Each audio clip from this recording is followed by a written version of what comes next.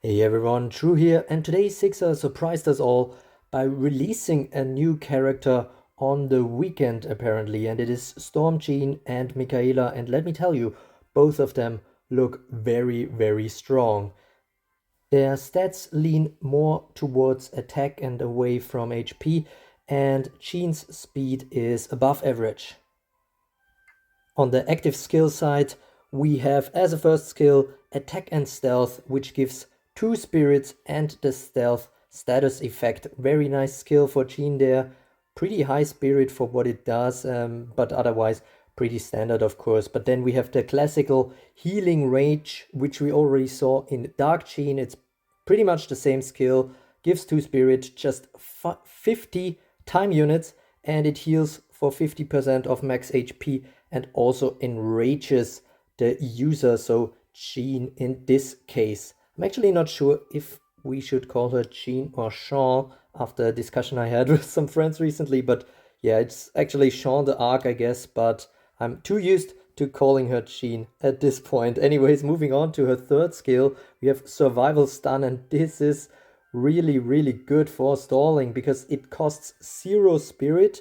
That is already kind of pretty good because it is a stun for 125 time units that can actually be targeted, and it costs only 100 time units. So very nice for her to be able to stall out until she can unlock the Survivor's Judgment, and that's where the upgrades are really becoming obvious compared to Dark Jeanne, because it is not just a Survivor's Fury that hits 2, but now it is a Survivor's Fury that hits 2 and ignores stealth status effects and enemy damage reduction effects. But other than that, it's pretty much the same, except for one thing.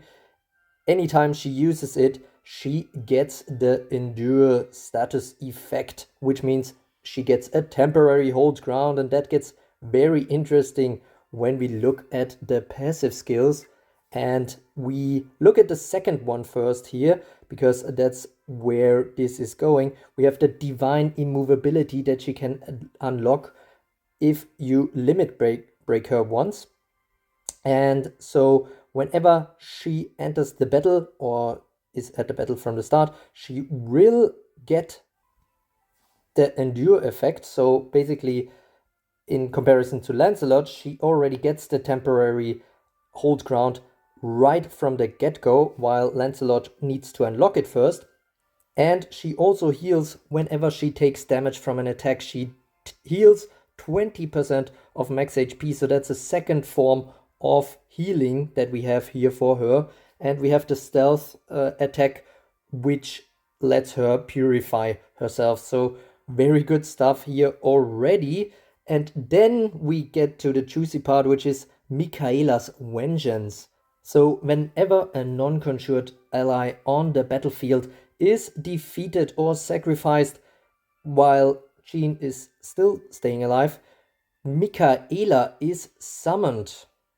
Again, comparing that to Dark Jeanne, we can see that this passive cannot be ignored by stealth attacks. So that means whenever a guard or someone else with high hate on the battlefield dies, Mikaela is going to be summoned if she is not already on the battlefield or in the allied reinforcements. So what can Mikaela do for us then? Let's take a look at her stats. We can see she has extremely low speed at 41. That is even lower than Lancelot's speed. But let me tell you, because of her skill set, that is actually very beneficial. We will see that in the passive skills, but first let's look at her active skills. The HP and attack, by the way, are the same as for Jeanne. We have a basic attack skill, not as cool as the attack and stealth, but still, decent. 100 time units, 2 spirit. It's the usual stuff that we already know right now.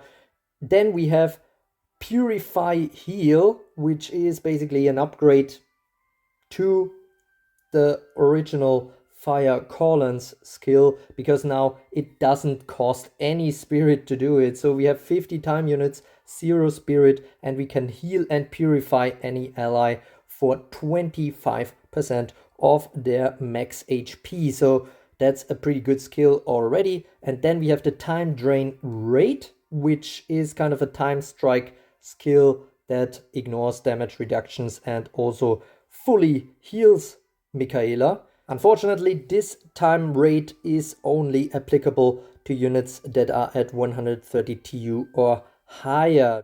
That means it's not like Lancelot and Mitsuchi, who can already do their time attacks at 100 time units or higher. And then we get to the upgrade of the Unholy Revival by Dark Jeanne. We now have the Holy Revival, which isn't time locked. So if she gets her turn and Jeanne is already dead and there are 2 spirits available for her, she will revive Storm Jeanne yet again. And now we go to the passive skills, and here it gets extra juicy because she has an Angelic Guard entry. What does that mean? She becomes a Guardian immediately upon entering, and she cannot be defeated until she gets her first turn. So what that means is, if you remember, we have a very, very low speed. She gets onto the field and becomes an indestructible Guardian for the time until she gets her turn, and that will be a while because the speed is so low. So I don't know exact numbers, but I think we could see up to 100 time units of an indestructible guard from her, which is comparable to the Shield of Aldine from Brightloot Miller. But with this one, with Mikaela being able to be conjured again and again, she actually might be even more durable. After she gets her first turn, this effect completely stops, so she no longer is a guard and she no longer is indestructible. But she does have another entry effect, the Angelic Shock entry, which stuns the enemy with the highest current TU for 200 time unit, basically stunning them out completely. And we do have a few boosts for Jeanne, for Storm Jeanne specifically, which is that poison is removed. She gets granted a poison ward, as if we needed more poison nerfs, and she also gets the endure status effect. We've seen this poison ward before on Light Jeanne, but just as a reminder, it prevents poison from being applied once and then it is removed, so afterwards poison can be applied again. But this could be relevant, especially with the whole mega poison stuff that has recently been introduced on some newer units. A quick look at her AI handling. We have Jeanne up here first, and we can see that she only increases her hate after she's been in combat for 300 time units. So before that, she shouldn't be a heat magnet, which is very nice already. And then we have attack and stealth, healing rage with a basic 1.0 multiplier, which is also good because survival stun has a 1.28 multiplier, and I would actually like to see her use it a lot until it runs out of being available. And then we have Survivor's Judgment, which isn't surprisingly something that she should use a lot given the opportunity. And on the other hand, we see Storm Mikaela here, and she has much higher hate. So we see that she already has higher hate at 100 TU. So basically, if an enemy has 100 time units or higher, which most likely will be the case. I mean, she has a thundering entry, basically. If that enemy is still alive, it will most probably have high TU, so the second multiplier will also apply. I'm not quite sure why the multiplier is already taking effect at 100 TU or more, given that her active skill can only punish 130 TU or more, but in any case, the hate is very high, and it gets even higher if there is no Jeanne on the battlefield, so no Storm Jeanne, which means she could use her Holy Revival, which has a very high weight. So she will definitely use Holy Revival if she can. However, as you can see, her hate will be super high. So we might not actually get to see many Holy Revivals, I feel, just because of the high hate of Storm Mikaela. The other things, yeah, I mean, there's nothing special about her skill weights here. Purify Heal, surprisingly low, but but there's surely some modifiers that incentivize her to do it if the need arises on your team. which also isn't too bad of an idea because it has very low time units and you want her to be able to get a turn quickly if Storm Jeanne dies. Okay, let's quickly cover my first thoughts about her potential for Arena, and I think she can be absolutely strong. A really good starter unit. She can pretty much get her turn quickly at the start and immediately stun an enemy, so that in itself is already pretty great, if you ask me. And then also her hate level means that she can kind of survive until she passes Survivor's Judgement, and in the meantime you have higher hate units in your team maybe, or guards or something like that, and all the time you will have Storm Mikaelas coming in at, as long as there's not already a Storm Mikaela in the game, of course, but having her come in and being an indestructible guard for really long time, kind of right from the get-go, and then because of her high hate immediately die again, and so the Mikaela's Vengeance passive off Jeanne can trigger again. I just see a really high turnover here as long as you keep Storm Jeanne alive. So that is the main trigger here. I think you need to be able to keep Storm Jeanne alive, because the Holy Revival, while it isn't time locked, I don't think it's very reliable.